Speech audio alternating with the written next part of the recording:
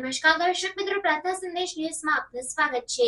નેત્રંગ ખાતે ચૈતર વસાવાના સથવારે વિશ્વ આદિવાસી દિવસની ઉજવણી કરાઈ। ભરૂચ જિલ્લાના નેત્રંગ ખાતે દેડિયાપાડાના આમ આદમી પાર્ટીના ધારાસભ્ય ચૈતર વસાવાની આગેવાનીમાં વિશ્વ આદિવાસી દિવસની ભવ્ય ઉજવણી કરવામાં આવી હતી।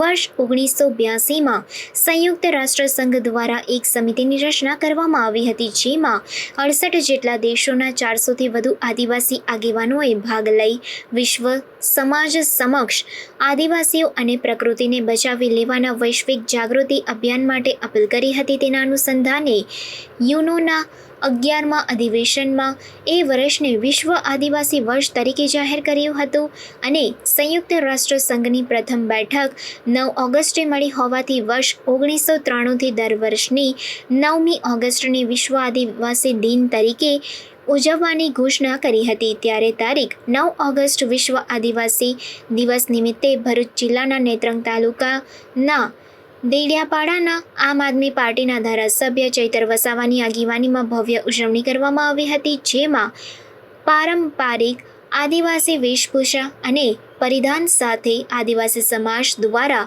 નૃત્ય કૃતિઓ રજૂ કરવામાં આવી હતી। આ પ્રસંગે દેડિયાપાડાના આમ આદમી પાર્ટીના ધારાસભ્ય ચૈતર વસાવા, કોંગ્રેસના શેરખાન પઠાણ સહિતના આગેવાનોની ઉપસ્થિતિમાં વિશ્વ આદિવાસી દિવસની ઉજવણી કરવામાં આવી હતી। તમામ આગેવાનો બિરસા મુંડાની પ્રતિમાને પુષ્પાંજલિ અર્પણ કરી સાંસ્કૃતિક કાર્યક્રમમાં જોડાયા હતા।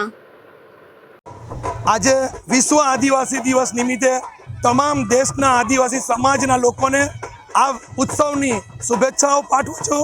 આજે તમે જોઈ શકો છો, ખૂબ મોટી સંખ્યામાં લોકો આજે અહીંયા ઉત્સવ ઉજવવા માટે આવેલા છે। માનનીય ધારાસભ્ય શ્રી પણ આજે અહીંયા આદિવાસી વેશભૂષામાં પોતાનો ટ્રેડિશનલ ડ્રેસ પહેરીને આજે આ ઉત્સવ ઉજવી રહ્યા છે। ત્યારે હું મીડિયાના માધ્યમથી તમામ લોકોને દિલથી અને આ નેત્રંગ તાલુકા વતી તમામ આદિવાસી સમાજને શુભેચ્છાઓ પાઠવું છું।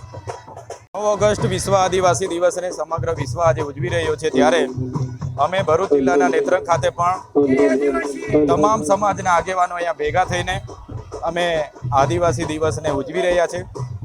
આદિવાસી જે સંસ્કૃતિ છે, રૂઢિ પ્રથાઓ છે, પરંપરાઓ છે, એમની અસ્મિતા, એમની પ્રકૃતિ સાથેનો પ્રેમ, સમૂહભાવના જીવંત રહી અને જે સંવિધાનિક મૂલ્યો છે, જે જળ જંગલ જમીન પરના અધિકારો આબાદિત રહી, એના માટે આજે અમે સૌને સંદેશો આપ્યો છે અને આવનાર દિવસોમાં જે પણ આદિવાસી સમાજના પ્રશ્નો છે એ તમામ લોકો અમે સાથે રહીને આવનાર દિવસમાં આગળ વધીશું।